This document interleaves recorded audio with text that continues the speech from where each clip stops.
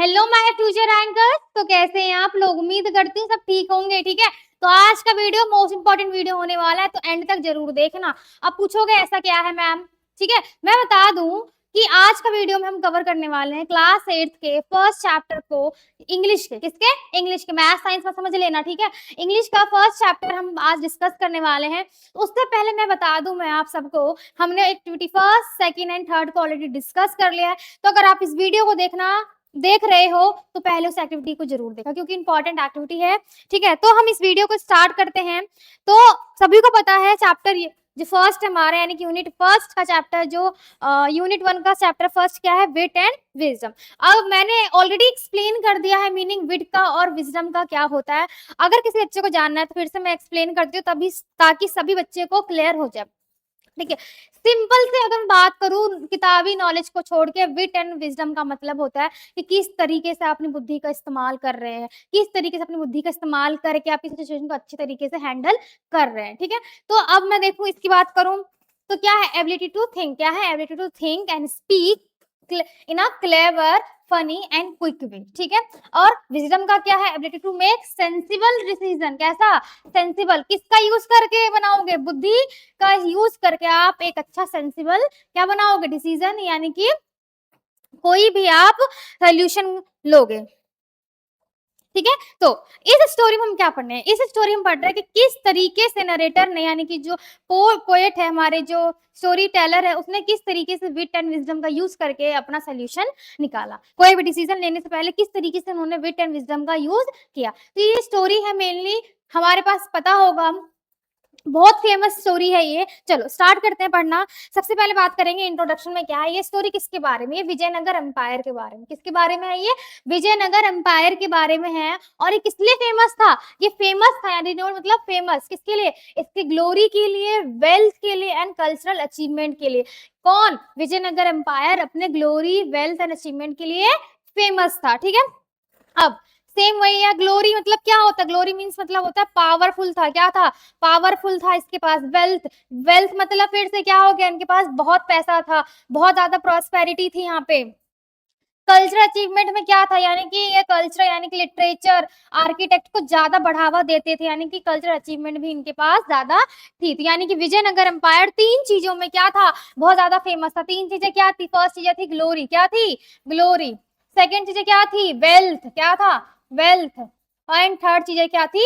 Cultural achievement. क्या थी? Cultural achievement. ठीक है,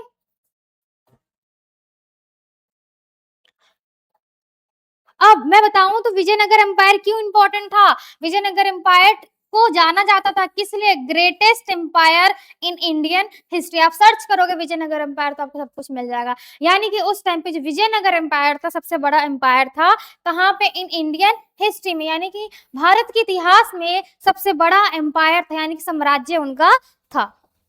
अब सेकेंड चीज बात करते हैं, यहाँ पे क्या प्रॉब्लम हुई थी जो विट एंड विजडम का यूज करना पड़ा। ठीक है, तो यहाँ पे जो राजा थे कौन थे? कृष्णदेव राय। कौन थे? कृष्णदेव राय जो थे, उनके किंग थे। ठीक है, अब यहाँ पे क्या हुआ था? उनका जो था द गोल्डन एरा था, वो जो पीरियड था विजयनगर एम्पायर वाला, उसको बोला जाता था गोल्डन एरा। क्या बोला जाता था? Golden era. अब देखो कृष्णदेव राय के बारे में थोड़ी सा हम बात करते हैं। कृष्णदेव राय जो थे एक ग्रेटेस्ट रूलर थे। क्या थे? ग्रेटेस्ट रूलर थे। कहाँ के? विजयनगर एम्पायर के। कहाँ के थे? विजयनगर एम्पायर के। वो एकदम ग्रेटेस्ट रूलर थे उस टाइम के। ठीक है, उन्होंने कब से कब तक रूल किया? उन्होंने 1509 से लेके 1529 तक सीई उन्होंने रूल किया। ऑलमोस्ट कितना हो गया? ऑलमोस्ट उन्होंने 20 ईयर्स उन्होंने अपने एम्पायर पे क्या किया? रूल किया। वो किस लिए फेमस थे? वो वाइस थे। क्या थे? वाइस थे। वाइस थे एंड पावरफुल थे, यानी कि उनका मुनार्क, यानी कि उनका साम्राज्य बहुत ज्यादा पावरफुल थे। अपने वाइस के लिए वो ज्यादा फेमस थे, और उन्होंने बहुत ज्यादा बैटल्स भी लड़ी थी। क्या किया था? बहुत ज्यादा बैटल्स भी लड़ी थी। ठीक है, बहुत ज्यादा बैटल लड़ी थी, और उन्होंने अपना एम्पायर क्या किया था? एक्सपेंड किया था, इसलिए वो ज्यादा फेमस थे। अगला बात करते हैं, उनके टाइम का जो था वो गोल्डन एरा था, सभी को पता है। ठीक है, उनका जो रीजन था, किस लिए बोलते थे गोल्डन एरा ही? उनको मैंने बताया था गोल्डन एरा से, उस टाइम का जो पीरियड था गोल्डन एरा के नाम से जाना जाता था। और अगर हम यहाँ बात करें बच्चे, वो पैट्रोन, पैट्रोन मीन्स होता है सपोर्टर। क्या होता है? सपोर्टर। यानी कि बहुत ज्यादा सपोर्ट करते थे किस पे? लर्निंग पे क्या करते थे, लर्निंग। कृष्णदेवराय एक पैट्रोन ऑफ लर्निंग थे, यानी कि सपोर्ट करते थे, क्या करते थे, सपोर्ट करते थे, किसको, लर्निंग को सपोर्ट करते थे। उनका मानना था कि पढ़ाई लिखाई ज्यादा इंपॉर्टेंट है। He supported scholars, poets and artist, उन्होंने सपोर्ट किया था। और हिमसेल्फ, उनको वो एक गिफ्टेड पोएट थे, यानी कि खुद में कृष्णदेवराय एक कवि थे। क्या थे वो, कवि थे, जिनको बहुत ज्यादा गहरा बोल सकते हैं गहन अध्ययन था। क्या था, गहन अध्ययन था उन्हें, डीप लर्निंग थी। क्या थी, डीप लर्निंग थी, तो हम इनको बोल सकते हैं। ठीक है, अब why it is called golden era. Gold हमने देखा कि जो विजयनगर एम्पायर था 1509 से लेके 1529, यानी कि 20 साल तक जो पीरियड था, हमने देखा गोल्डन एरा के नाम से जाना जाता था। पर क्यों, रीजन है क्यों जाना जाता था। अब देखते हैं रीजन। ड्यूरिंग दिस रूल, यानी कि उनके रूल के time, during his rule the empire reach the greatest height, यानी कि उनका जो एम्पायर था किसकी तरफ बढ़ रहा था, प्रॉस्पेरिटी की तरफ वो बढ़ रहे थे, यानी कि उनका राज्य पूरा फल फूल रहा था। क्या कर रहा था वो, पीस, मैंने सेम बताया, पीस था, प्रॉस्पेरिटी थी एंड प्रोग्रेस था, यानी कि उस टाइम पे उनके एम्पायर में पूरा प्रोग्रेस यानी डेवलपमेंट हो रही थी। अब क्या क्या चीजें हो रही थी, देखो पहले आर्ट फ्लरिश था, क्योंकि फिर लिटरेचर और आर्किटेक्ट। और लिटरेचर के तो खुद वो एक क्या थे, जो रामकृष्ण थे खुद एक पोएट थे, यानी कि लिटरेचर तो होना ही था। ठीक है, अब अब देखो यहाँ पे इन्होंने क्या किया, आर्ट फ्लरिश हुआ। क्या हुआ, आर्ट फ्लरिश हुआ इनका। एक सेकेंड रुको, मैं इधर कर देती हूँ। देखो आर्ट फ्लरिश हुआ, अब ब्यूटीफुल स्कल्पचर बनने लगे, पेंटिंग्स बनने लगी, क्राफ्ट, सब चीजें ये बनने लगी। अगर मैं बात करूं लिटरेचर में क्या था, मैनी ग्रेट वर्क अब written in Sanskrit, Telugu and Kannada, यानी कि 3 भाषा में वहां की जो लिटरेचर लगी थी, 3, कौन सी, एक संस्कृत, कौन सी, एक संस्कृत, तेलुगु एंड कन्नड़ भाषा में लिखी गई थी। आर्किटेक्चर बहुत सारे क्या बनाए थे, बिल्डिंग्स बनाई, टेम्पल्स बनाए इन्होंने वहां पे, उस टाइम पे ये सारे काम उन्होंने किया, और इसलिए उनका जो एम्पायर था वो प्रोग्रेस था। उसी वजह से इन्होंने बोला कि गोल्डन एरा चल रहा है। सभी को इतना क्लियर हो गया होगा, आगे बढ़े। ठीक है, अब इधर का देख लेते हैं थोड़ा सा। हाँ देखो, अब इन्होंने इसके अलावा क्या किया उसकी, अब हम बात करते हैं कि इन्होंने इसके अलावा क्या किया। हम्म चलो, व्हाट डिड ही डू, उन्होंने क्या किया, एजुकेशन को एनकरेज किया। क्या किया, एजुकेशन को एनकरेज किया, और gave protection and respect to the learn people, जो पढ़े लिखे थे उनको क्या दी, प्रोटेक्शन दी और रिस्पेक्ट दी। सभी को इतना क्लियर हो गया होगा। ठीक है, अब इन्होंने क्या फिर एक और काम किया, आर्ट को, लिटरेचर को, म्यूजिक को एंड कल्चर को क्या किया, प्रमोट किया। इसीलिए जो उनका पीरियड था, इसलिए हम बोलते हैं उनका पीरियड गोल्डन एरा के नाम से जाना जाता था। हम आगे की बात करें बच्चे, अब देखो इन्होंने the famous work by Krishnadevaraya. ओ, अब मैंने बताया कि कृष्णदेवराय खुद एक पोएट थे। कौन थे पोएट, उनके द्वारा कुछ काम जो है किए गए। इन्होंने दो जो है मेन चीजें लिखी गई हैं, अमुक्त अमुक अमुक्तमाल्यदा, क्या लिखी है, अमुक्तमाल्यदा उन्होंने लिखी है, जो कि एक क्या है, फेमस एपिक है, जो तेलुगु भाषा में उन्होंने लिखी है। दूसरा क्या लिखा है, जम्बावती, क्या लिखा है, जम्बावती परिणयम, क्या लिखा है, जम्बावती परिणयम, जो कि एक संस्कृत ड्रामा है, उन्होंने लिखा है। किसने लिखा है, कृष्णदेवा राय ने ये चीजें लिखी है।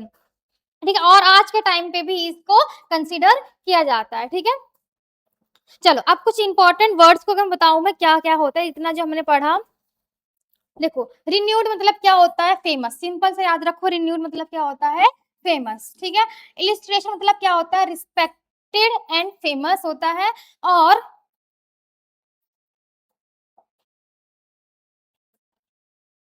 पैट्रोन मतलब मैंने बताया था आपको, एक सेकेंड रुकना। पैट्रोन मतलब बताया था मैंने, सपोर्टर होता है। और एमिनेंट मतलब होता है वेरी फेमस। ये सारे हमारे डिफिकल्ट वर्ड है, आप सभी को इसको नोट करना और लर्न करना। ठीक है, चलो अगली हम बात करते हैं कि ये हमने सब कुछ इंट्रोडक्शन पढ़ लिया, तो अब यहाँ पे विट एंड विजडम की कहाँ बात आई, हमने सब कुछ पढ़ लिया, कृष्णदेवराय के बारे में, विजयनगर एम्पायर के बारे में, क्या क्या फेमस था, क्यों फेमस था, सब कुछ पढ़ लिया।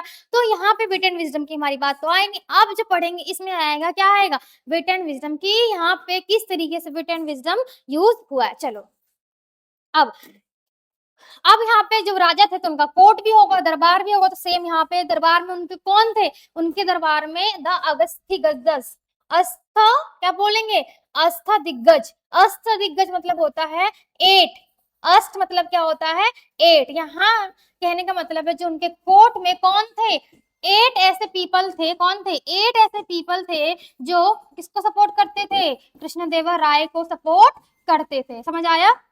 अब इसमें से कौन कौन थे, Krishnadeva Raya had a court with 8 very talented poet. कौन थे, इनके पास 8 वेरी टैलेंटेड पोएट थे। These 8 poets were called Ashta Diggaj. क्या बोलते थे इनको, अष्ट दिग्गज इनको बोला जाता था। ठीक है, अब इसमें से कौन कौन से थे, अल्लाह सानी, पेदाना एंड तेनाली रामाकृष्ण। सभी को ये पता होगा, ये बहुत ज्यादा फेमस है किसके लिए, अपने वेट एंड विजडम के लिए ज्यादा फेमस है। तो यहाँ पे हम देखेंगे किस तरीके से विट एंड विजडम इन्होंने इस्तेमाल किया, यूज किया। ठीक है, चलो आगे बढ़ते हैं। ठीक है, Tenali Ramakrishna was very clever. क्या थे वो, वेरी क्लेवर एंड फनी थे because of his quick thinking and humour. यानी कि उनकी सोचने की शक्ति और ह्यूमर की वजह से क्या थे वो फेमस थे, because of his clever and funny style के लिए। He was not only the great poet but also a trusted adviser to the king. वो पोर्ट के साथ साथ क्या थे, एक ट्रस्टेड, क्या थे, एक ट्रस्टेड एडवाइजर थे जिसपे किंग क्या कर सकते थे, ट्रस्ट कर सकते थे इजिली। इतना समझ आया। ठीक है, आगे बढ़ते हैं। His smart and easy solution to the difficult problems made him very popular. उनको किस चीज मतलब वो किस लिए फेमस थे, वो थे फेमस उनके एकदम डिफिकल्ट सिचुएशन को, डिफिकल्ट प्रॉब्लम को इजी तरीके से कर देते थे। यानी कि कोई भी बड़ी समस्या होती थी तो इस तरीके से सॉल्व करते थे, एकदम क्विक इजी तरीके से सॉल्व करते थे। ठीक है, इसीलिए पूरे एम्पायर में, पूरे विजयनगर एम्पायर में उनको सबसे ज्यादा बुद्धिमान माना जाता था और उसके लिए वो क्या थे, वो फेमस थे। ठीक है, हाँ, जो अष्ट दिग्गज थे वो क्या करते थे, help the Ramakrishna Raya court a centre of learning. उन्होंने सेंटर ऑफ लर्निंग बना दिया था किसको, रामकृष्ण कोर्ट को। ठीक है, एंड क्रिएटिविटी उन्होंने ला दी थी, there works and still remembered and respect even today. और उनके जो काम किए गए हैं उनके काम को भी आज के टाइम पे रिस्पेक्ट दी जाती है। इतना क्लियर हुआ। ठीक है, अब देखते हैं अष्ट दिग्गज के बारे में। ठीक है, Krishnadeva Raya court was a home to 8 celebrated poet. किसको बोला था, अष्ट दिग्गज। यानी कि 8 जो क्या थे, 8 उनके पास ऐसे टैलेंटेड पीपल थे जो क्या करते थे, उनकी हेल्प करते थे एक क्या बोल सकते हैं हम, प्रोग्रेस करने में। ठीक है, अब उनका क्या बोलते थे, अष्ट दिग्गज। क्या बोलते थे, अष्ट दिग्गज। दीज पोएट्स का, हाँ ठीक है, दीज पोएट इंक्लूड अल्लाह सानी पेदाना एंड तेनाली रामाकृष्ण, जो कि बहुत ज्यादा फेमस थे, and enrich the literacy tradition in their masterpiece. यानी कि किसमें इनकी बोल सकते हैं एक्टिविटीज थी, लिटरेचर में। किसमें थी, लिटरेचर में। Tenali Rama in particular was known for his quick wit and humour. किसके लिए जाने जाते, क्विक विट एंड ह्यूमर के लिए वो जाने जाते थे। और इन्होंने एक स्पेशल अपनी जगह बना ली थी, कहाँ पे, किंग के कोर्ट में, as a both poet and witty adviser के रूप में। यानी कि दो चीज थे, सब क्या थे, एक पोएट थे यानी कि कवि भी थे, और एक एडवाइजर यानी कि एक सलाहकार भी वो थे। आगे हम बढ़ते हैं। His clever situation to seemingly insurmountable problems made him a beloved figure in the empire history। यानी कि क्या बोलना चाह रहे हैं, insurmountable क्या होता है, पॉसिबल टू ओवरकम, यानी कि इम्पॉसिबल टू ओवरकम। यानी कि वो अपने ऐसा सोल्यूशन निकालते थे जो कि पॉसिबल ही नहीं था। यानी कि ऐसे ऐसे कुछ चीजें होती है जिनका आंसर सोल्यूशन पॉसिबल नहीं है, फिर भी वो क्या करते थे, वो उसका सोल्यूशन निकालते थे, और इसी वजह से वो क्या थे, पूरे एम्पायर में वो फेमस। इतना सबको क्लियर हुआ। चलो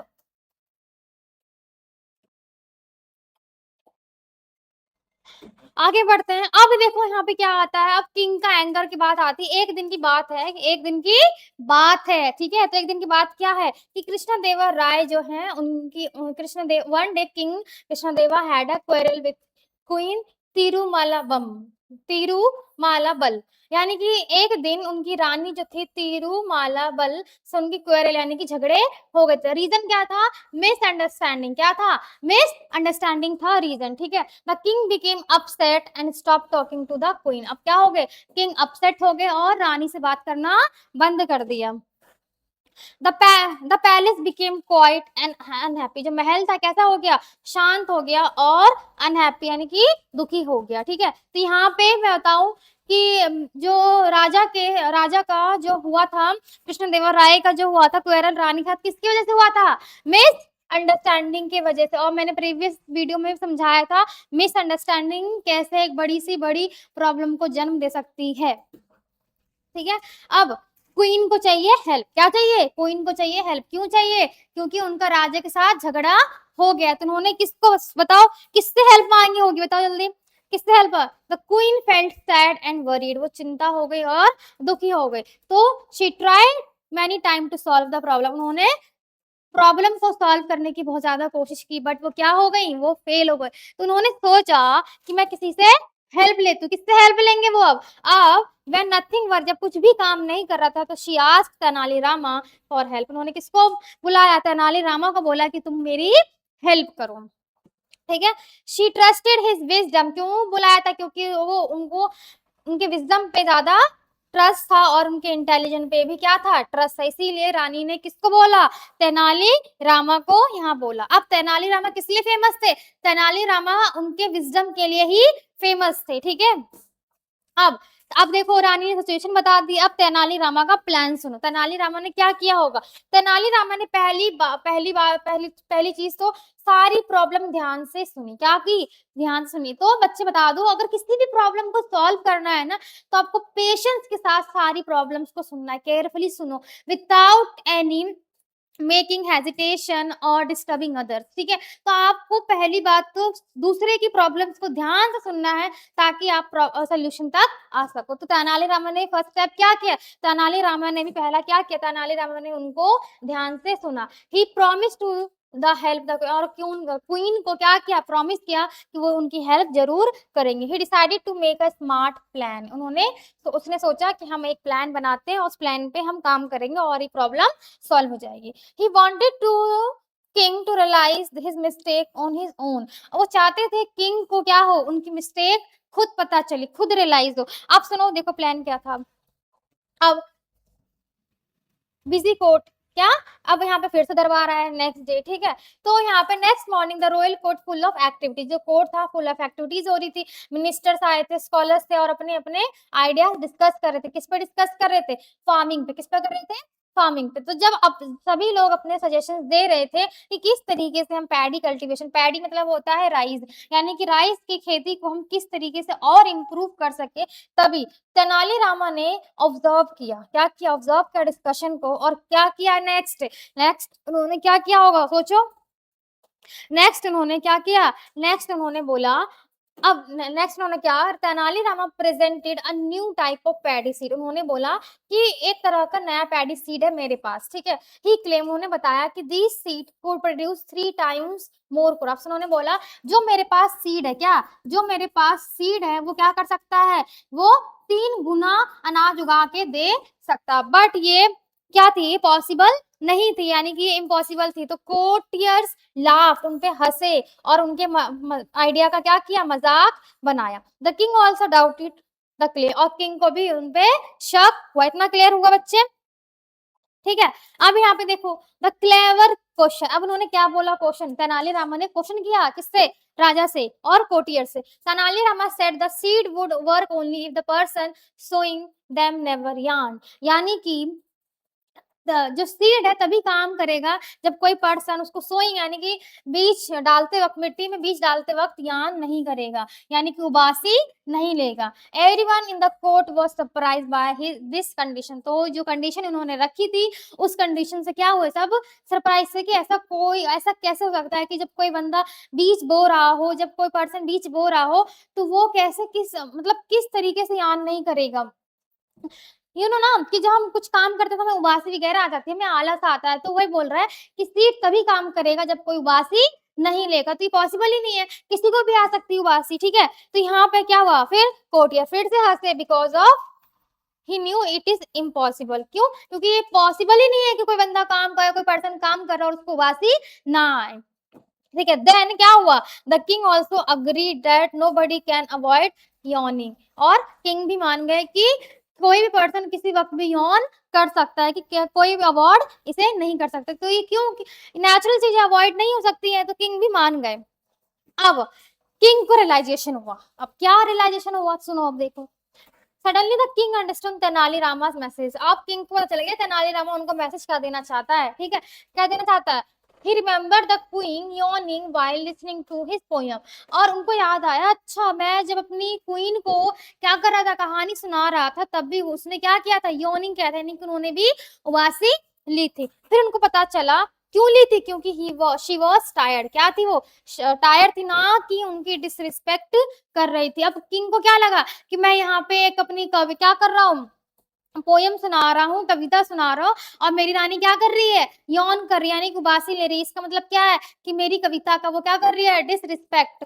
फिर बाद में तेनालीरामा ने जो किया, उससे इनको रियलाइज हुआ कि वो डिसरिस्पेक्ट नहीं कर रही थी, वो टायर्ड थी, एक्चुअली में क्या थी, वो टायर्ड थी। इतना क्लियर आया। The king felt sorry for his mistake, और किंग को क्या हुआ, सॉरी फील हुआ, एंड देन उन्होंने लास्ट में क्या किया, रानी से अपोलोजाइज किया, यानी कि सॉरी माफी मांगी, एंड उन्होंने रानी ने क्या किया, फॉरगिव कर दिया, और उनकी मिसअंडरस्टैंडिंग ऐड हो गई, और कैसे पीस एंड हैप्पीनेस दोबारा से पैलेस में आ गई। इस तरीके से समझा कि किस तरीके से तेनालीरामा ने क्वीन की प्रॉब्लम सॉल्व की, किस तरीके से उन्होंने विट एंड विजडम का यूज किया to solve the problem of queen. इन्होंने इस सारे तरीके अपना लिए और सॉल्व प्रॉब्लम की। तो समझ आया कि हम अपनी लाइफ में भी बच्चे इसी तरीके से सिचुएशन को सॉल्व कर सकते हैं। कोई भी प्रॉब्लम हो तो उसका सोल्यूशन हम अपनी इंटेलिजेंस के थ्रू, पेशेंस के थ्रू निकाल सकते हैं। तो आई होप ये आपको स्टोरी समझ आई होगी, ठीक है। नेक्स्ट वीडियो में हम इसके अगला पार्ट पढ़ेंगे, शायद से पोम है, अगला